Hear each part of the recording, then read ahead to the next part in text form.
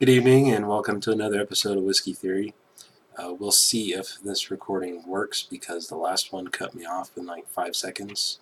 Anyway, um, tonight I am drinking a Yellow Spot 12 year. It's one of my favorites. A little bit pricey, but good whiskey. It's a Irish whiskey. Um, so, artificial intelligence. Scott talked a little bit about governing and the good implications of artificial intelligence. Um, my focus is a little bit different, not on the bad side per se, but it's going to be focusing on implications just in general with AI. Um, so, I'll start off with a little story. I'm pursuing a master's degree in archaeology over at Northern Arizona University. So, while I'm over there, I read a story um, and find out that they've got these new autonomous robots that can deliver food orders that you place at various restaurants throughout campus. You order on your smartphone through an application, and what happens is about 20 minutes later or so, the participating company packs your food in this little six-wheeled robot that's, I don't know, probably 2 feet by 3 feet wide. And it makes its way to wherever your location is on campus and delivers it to you. And to retrieve the food, you put in a code that they give you, and the top pops open, and you get your food out. And then after that, it goes on its merry way back to wherever it came from. Um, these things are pretty amazing. You know, at first I didn't give them enough credit, but then I saw one in the wild, and turns out that they make a lot of decisions on their own. There's a lot of AI built into it, and decisions that can affect other people. Like when is the right time to cross the street?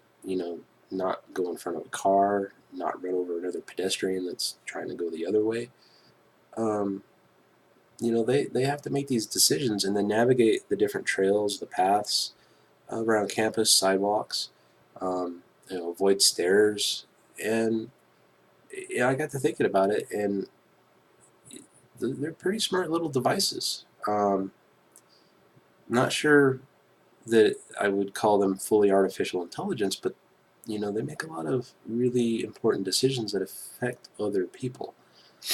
And so it got me to thinking, based on Scott's comment about governing, if they made a mistake and they went out in front of a car and caused an accident, or if they ran into the leg of a pedestrian, because they're capable of going like 6 miles an hour or something like that, you know, say they injured someone, who's at fault? If the robot's at fault, then what do? You put it down like a dog? That doesn't really solve anything, and it kind of makes you question, well, why do we put down the dog? When it bites someone. Um, anyway, neither here nor there. Are the engineers responsible? The project manager, the designer, the guy that holds a patent? Who do you hold accountable, and what ethics do you apply to that? Thinking about it, it opens up a lot of different things, and to Scott's point that our government hasn't caught up with being able to regulate or manage these things, I completely agree. And relating that to something that happened a few years ago, quite a few years ago, Kevin Mitnick, the famous hacker, he was convicted not for stealing anything or hacking. There were no laws against hacking. Um, he actually got convicted on trespassing from his computer, his terminal, wherever it was he was at the time. That's kind of interesting and unique. They actually have since created laws against cyber crimes and things like that, but at the time it was unheard of, and they didn't know how to deal with it, so they charged him on what was available, which was trespassing. It makes me wonder, what would we charge an autonomous vehicle with? I don't know. So that begs the other question: is at what point does AI become life? We have a hard enough time defining life in the womb, is a fetus that's in the second trimester life, or is it not life until it's born? We can't even make that decision. So how do we even expect to define when artificial intelligence becomes alive? Those are things that we're going to have to struggle with and answer pretty soon, within the next few decades, I would imagine. And if Alan Turing, who developed the Turing test of artificial intelligence, machine intelligence, back in the 1950s, 1950 to be specific, is right, then, sometime in the next, from 1950, the next 100 years, we would have that intelligence. And in the Turing test, in case you're curious, it's a test that's based on, it's an old parlor game where basically you have two people behind a curtain, a male and a female, and you ask them questions, and you're supposed to discern, based on your conversation with them within 5 minutes, which one's male, which one's female. The Turing test is applied to computers in that way that you should be able to have a conversation with a computer, tell it a joke, whatever it may be, and have it respond the same as a human would respond, and you wouldn't be able to tell a difference. Now, Alan Turing predicted that from 1950 it would take 100 years for that test to be passed. Back as recent as 2012, that test has come close, and some have claimed that it's been passed. But I don't think we're quite there yet.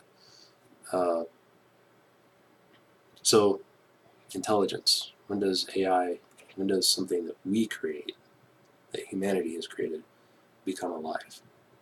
Is it, and I agree with Scott, it's not going to be everybody talks about the singularity.